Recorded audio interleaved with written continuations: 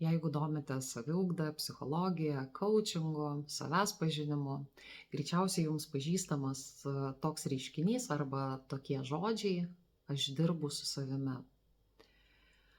Ir taip žmogus sako, aš tiek dirbu su savimi ir niekas nesikeičia.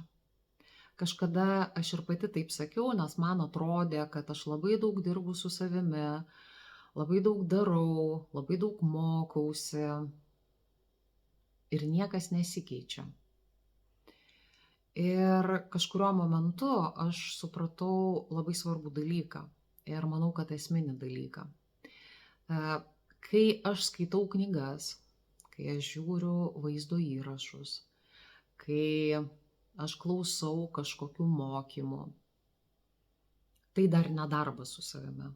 Tai etapas, kuriame aš kaupiu žinias, kaupiu informaciją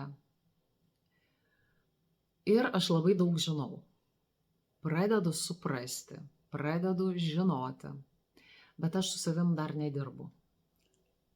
Darbas su savimi prasideda realiam gyvenime, kai tu susiduri su situacija, kuri tave kabina, kai tu susiduri su problema, kai tu susiduri su iššūkiu, kai tu susiduri su emociniu diskomfortu, va tada prasideda realus darbas su savimi.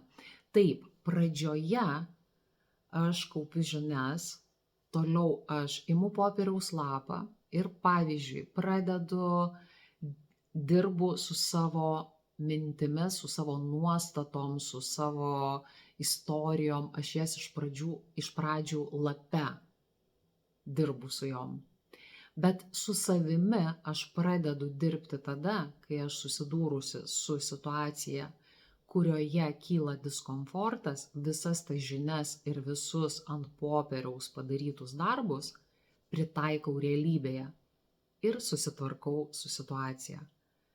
Ir tada iš tikrųjų supranti, kad tu dirbi su savimi, nes tada pradeda keistis dalykai. Bet čia iš savos patirties patikrinta. Kažkaip taip.